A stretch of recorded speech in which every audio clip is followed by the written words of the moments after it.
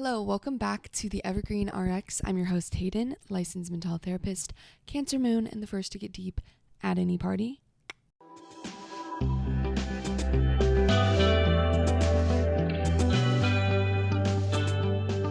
So, maybe today's episode will bite me in the ass one day because I am talking shit about AI. So, I hope that it doesn't. Kind of a crazy thing to put onto the internet at this time. Not like I'm the only one doing it, obviously, but bold, because the internet lives forever, and we don't know where this AI train's going to take us. But I decided to just make a little chatty ep today to talk to you guys about my thoughts on AI, because they have evolved a lot, and they've evolved a lot really recently too. It's just been super on my mind, and my relationship to AI, I feel like, has changed a lot. And there's not really anywhere to point to exactly, but I think that now that the honeymoon phase is over between me and chat, I'm recognizing some things. I mean, not to say I didn't recognize them before, but I'm like putting more stock and critical thought into how we engage with AI, how I'm engaging with AI, how we're all engaging with it against our will. You know, it's just flooded social media. It's crazy how many Instagram reels, just AI slop, and the way that it's not marked, and you have to go to the comments to find out whether or not like the baby penguin you just saw being saved is like real or not. And that's been, I think, a big shift. Is actually over Christmas break over Christmas. I mean, it's like you get a couple of days off from work, but it's not like Christmas break. Can you tell I'm bitter about it? Anyway, I was with my brother, and I was showing him a Instagram reel that I had seen. I'd sent it to him, and it was like a really cute like squirrel being saved. And halfway through, my brother was like, "You know this is AI, right?" I had no clue. Oh my God. And watching it back, I could tell. I was like, okay, yeah, like this is seeming a little bit ridiculous. But it was the first time I had seen something that was that good. Because before, this stuff has been kind of obvious and looks really fake. But this was good. And it was a whole storyline and video with a squirrel and a man and whatever. And I didn't know. And that is really freaky. Because I was just going around. It's pretty innocuous, right? Like, I'm just going to go around and tell people that a squirrel was saved and it's not true. Okay, that's okay. Not doing a lot of harm. But, I mean, it's not that hard to extrapolate to how much harm this can do. Essentially, my thesis, and I don't know if this is the title or not, but the catchy little thing I want to explore today is the idea that AI is not your friend. And AI is not your friend. AI is a computer. And as people, we have a tendency to anthropomorphize things. I was just listening to something, wish I could remember what, but with the amount of content that we're all consuming on a day-to-day basis, I don't know if it was my audiobook, if it was a podcast, I don't know what it was. But I was listening to something, and it was talking about how humans have this natural propensity to anthropomorphize things. Kids do it all the time. Kids see the world as being very alive. A tree has a personality. Their jacket has a name.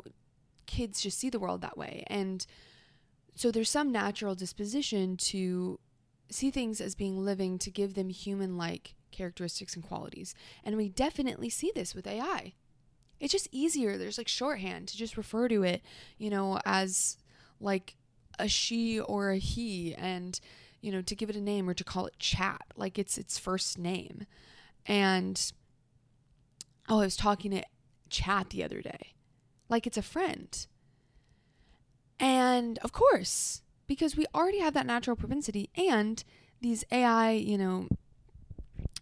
not bots, what are they called? Like these large language models. I don't know. Clearly, I don't know the terms, but like chatbots that we're talking to are designed to speak like people and to be conversational.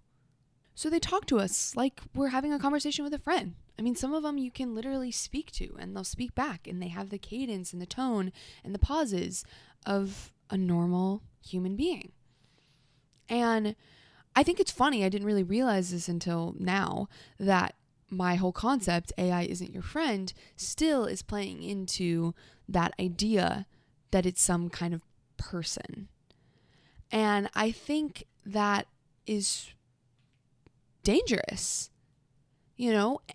and we're naturally just going to do it. So I'm not going to get too far up and like die on that hill of like, remember that it is a computer and whatever.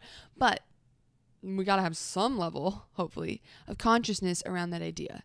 That whether you're talking to ChatGPT or Claude or all of these different models, Google, Gemini, or whatever it's called, they're not individual different people. Sometimes I feel like Claude has a different personality than Chat because of the way they're programmed.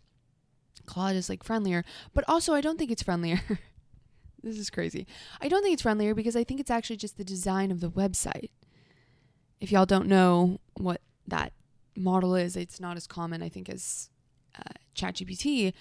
The web page is like a little warmer toned, and it's like a little more aesthetically pleasing.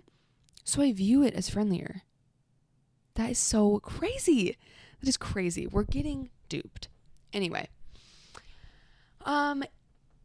So really, here's my confession. I probably should have said at the top, but my confession is that I use AI to help me make this podcast episode. I use it to help generate ideas for my podcast and to make titles and descriptions and use SEO language.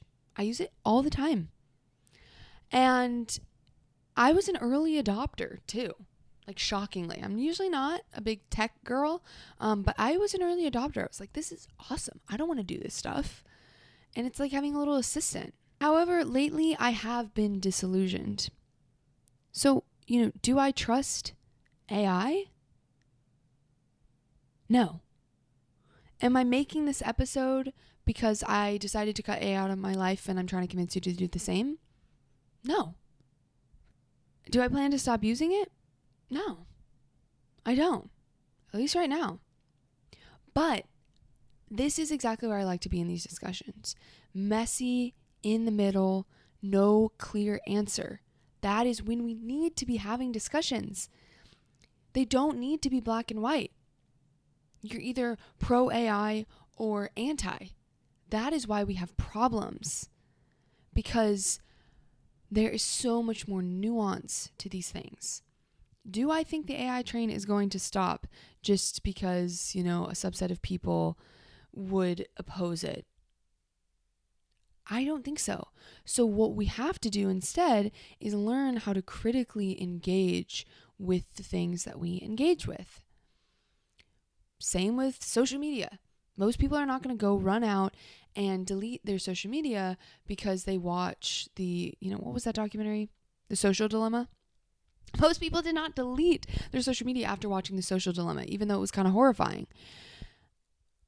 That is the issue. We consume things, we watch things like that documentary and go, oh my God, that's awful. This is so terrible. But I don't want to delete social media, so I'm just going to forget about it. I'm just going to kind of push it out of my brain and move on. We're doing that so often now. Because there's not enough of an emphasis on being black in the middle, being gray. Maybe deleting Instagram, but keeping TikTok. I don't know, or limiting the way we use it or changing our engagement with it when we learn some of the dangers of these, big tech platforms. So anyway, that's a digression, but yeah, I'm not trying to convince anyone to stop using it, nor do I plan to stop using it. But what I have seen change is the way that I use it. And one of the biggest ways, which I'll get into a little bit more later, is I was using it a lot for a while to help me as a therapist. I've been going on this journey of learning this specific therapy model for the past year or so. And so I've been doing a lot of training and trying to understand this model. And guess what? AI knows a lot about it. And so I would ask it questions about the particular model that I couldn't ask anybody else. I didn't have a trainer or a teacher on dial-up. I didn't have a teacher, on speed dial. So I would just ask AI. And it was screwing me. It was seeming to give these really intelligent, really thoughtful answers. But I was just believing it wholesale. And guess what? AI loves to lie. It loves to lie. And again, not anthropomorphizing it. It's not trying to lie because it's like fun. Like, oh my God, I love to lie. Like, I'm just gonna give answers, just whatever. It's because of the way these things are made to encourage engagement, to give us answers, to synthesize a large amount of information in a short amount of time, which leads to mistakes and hallucinations. That's literally what it's called. Sometimes you'll get kind of an obvious answer that is a hallucination. One time I took a photo of a tarot card spread that I had, and I asked it to interpret it. And it literally was getting the cards wrong. It was saying there was cards there that weren't there. Hallucination. And it just makes shit up and says what we want to hear, and it appears to be super helpful. But just like empty calories, it tends to leave you unfulfilled hours later. And I found that when I was using it to help me, with therapy and learning this model, I would be reading it like, damn, this is so helpful. And there's so much information, and wow, it's really explaining it to me. But then in actuality, in practice, and hours later, it wouldn't stick.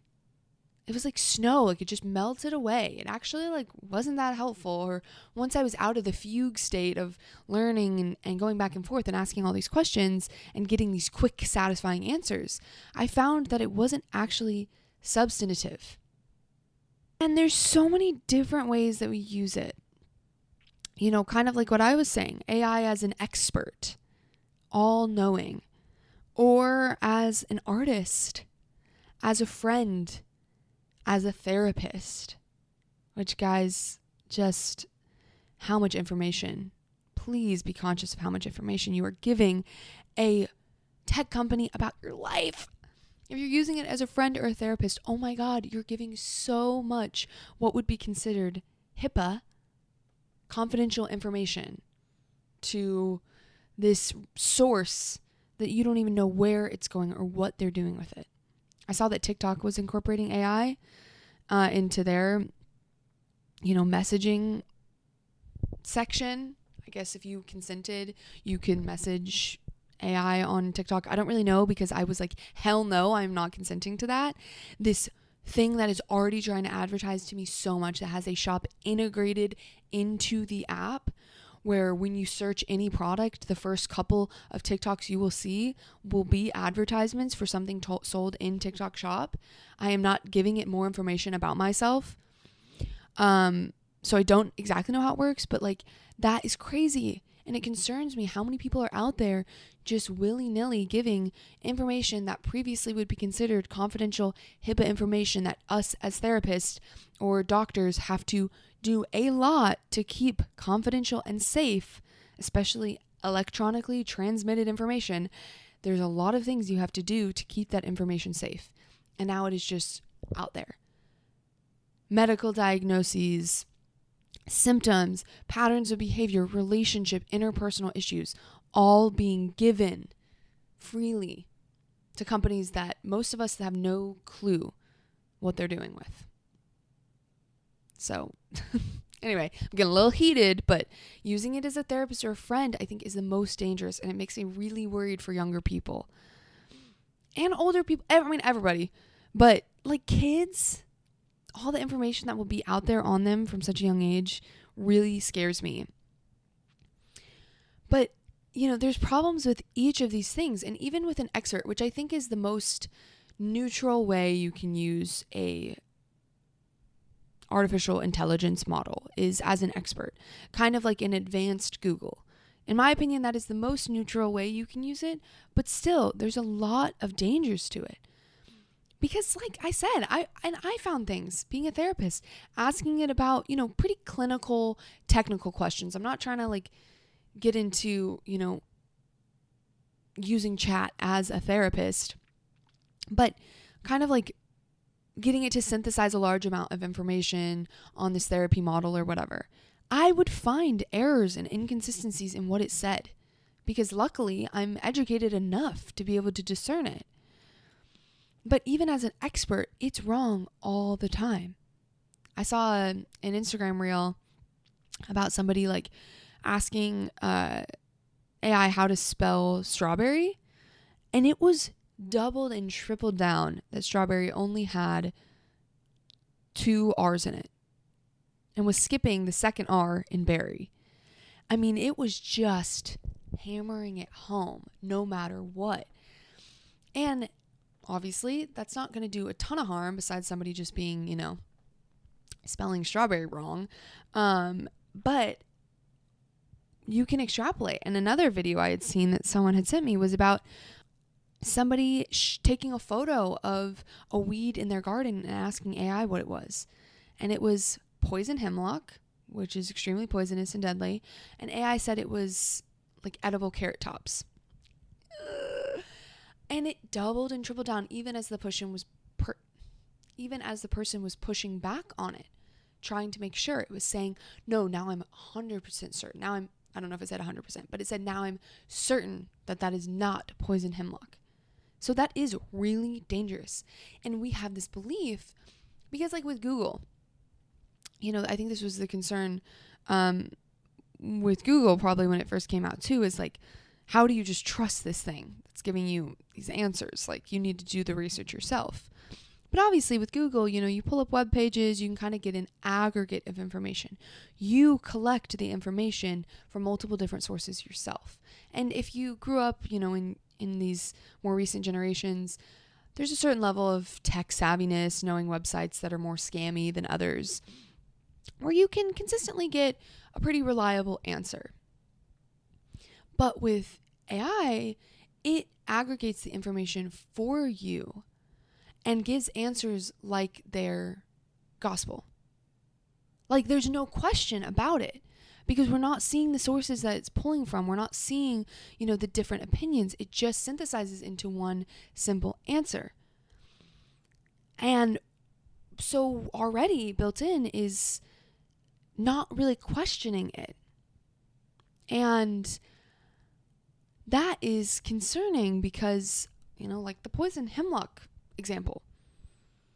Most of us right now, because it is so new, do not know how or when to question the answers that we're getting. Because it's just so quick and it's so easy and it just seems so certain and it seems to know and it has access to all the information online. So of course it's the right answer. But it lies and it hallucinates and it gets conflated and mixed up. And also something I have noticed, and this is kind of anecdotally, but it seems like it really gets a point of view and then it will just stick with that point of view no matter what. Like with the strawberry example, it just made a mistake that, strawberry has 3 R's instead of 2. But once it made that mistake, it's going to keep doubling and tripling down on it. It's really undermining our sense of reality really rapidly, I think. And this has to do with like generative AI as well. AI is an artist. We have all these generative AI videos and, like I said, reels and things that have gotten really good really quickly, which, not to mention how scary that is for, deep fakes on celebrities or anyone that has their image online. It's gotten pretty good. And so remember that video of the bunnies jumping on the trampoline? I think this was one of the first ones that kind of on a large scale got out and convinced people was real, that a bunch of bunnies in the middle of the night got on someone's trampoline and on their, kind of like Nest or whatever Ring camera, they captured this video of them jumping on the trampoline. And it was like really cute. And oh my God, they love to hop.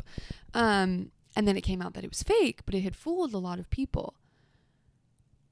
Already, how much is that undermining our sense of shared reality? Because think of how much each of us is seeing in a day. And what is my mom seeing that's real or fake? What am I seeing that's real or fake? What are we convinced by? How do we verify whether it's real or fake? So the information is getting so diversified and manipulated by a bunch of random generated content. And it's stealing our opportunities for critical thought. And also we're happily outsourcing our creativity. Like I said, I use this to help me with the podcast. Yes, I sit down, I make my outlines, and I record these with my own thoughts. But on some level, it is influenced by ideas that I get from AI. So I'm already outsourcing a level of creativity and thought just for ease, because it saves me time. One person that I had talked to, one of my friends that I asked about, their opinions about all this before I hit record, she said that she was baffled recently talking to a friend of hers who uses ChatGPT to draft arguments or long text because they don't feel like putting the effort in to do the communication. This makes me sweat, especially as a therapist. Oh my God. Wow, what are the implications of that? And if you're sitting here listening to me being like, she's being dramatic, okay, sure. Maybe you think I'm being dramatic, but I really think we have to think about the implications. What atrophies and how quickly, what skills of ours atrophy when we just outsource all of our communication, long text, arguments, emails, difficult conversations we're trying to have with people that we're not even having. They don't know. Our boyfriend who we're texting doesn't know they're actually texting with chat. And maybe we skim over it to make sure we agree with it. But I really think quickly this is stealing a lot away from us. And again, and I hear myself as I'm talking. It's like I sound like a boomer when the internet was invented. I hear it, I get it. Humans adapt, we figure out new ways of being, we figure out how to incorporate technology into our life. I really do believe that, and I don't think it's all bad. That's why I'm not throwing it out. I'm not going to stop using it completely. But, I want to be more discerning about how I use it. Drafting arguments with someone? I don't know. Is that how we want to be using it? Is that what you want to so willingly give up? To just turn that part of your brain off? Does that bother you at all? It would bother me. And I do think it's a personal question. What are your values? What do you think is important? What do you think makes us human and makes our time and life on earth worth living?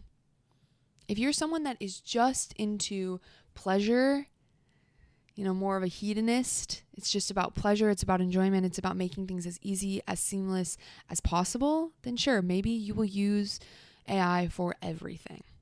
And you'll get a robot when they're made, and you will just become a smooth, just placid lake of as much ease and simplicity in your life as possible. Okay, I don't know. Who am I to argue that?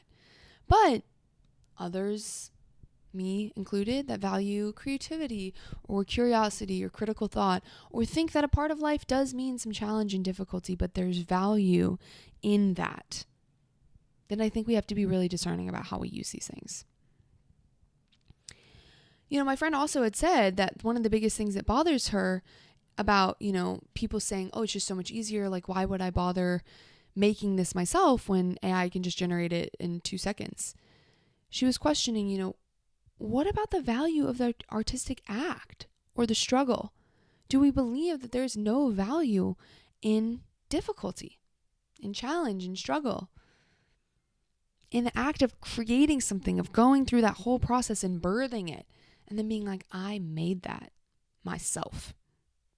So all of this to say, and why maybe this is relevant, which I could have probably started at the top with this, why this is relevant to a podcast like mine that focuses on mental health and relationships and psychology, is that I want to encourage myself, everyone maybe listening, to continue to assess our relationship to this as we continue to engage with it. Just as I would advise anybody with any other mental health topic or, wellness related thing, is we want to assess as we go along. This is the evergreen, apothecary prescription at its finest. Nuanced, changing over time as we get more information, as we learn, as we see how the things we are engaging with affect us. And so for me, that means I'm scaling back. I am not using it as much as I did at the beginning. I'm going back to, pulling out my cookbooks to figure out what meals I want to make in the week. And sitting and taking the time to draft an email myself. Yeah, maybe I still run it through chat to see what suggestions, if there's a way I could say something clearer, because I think that's also pretty straightforward. And I've already infused it with my voice. So I already know what my voice is. I'm not letting it determine my voice. But I'm scaling back and challenging myself to do some of the more hard or arduous seeming things to feel more ownership over the final product. So just keeping an open mind and remaining flexible. I think that seems more and more impossible in this day and age, and I think there might be some episodes shortly coming on this topic that I see where we are just having such black and white thinking, which, if anybody's familiar with CBT, cognitive behavior therapy, which is considered one of the gold standard therapies, black and white thinking is considered maladaptive, unhealthy. And it feels like AI and the way that news and media is given to us now just encourages more and more black and white thinking. You're either totally backing something or totally against it.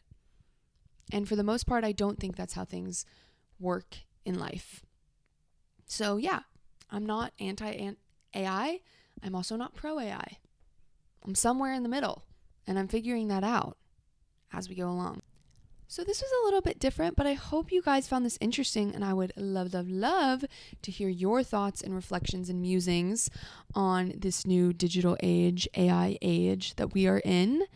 So please comment them below and follow along, subscribe for more conversations like this. Let me know what you would like me to expand on or talk about. And if you have a dear evergreen question for me about your own life, about navigating and figuring out a dilemma that you're facing, please email me at theevergreenrx@gmail.com or text me or call me at 512-655-9888. I'd love to hear from you, and I'll catch you next Wednesday.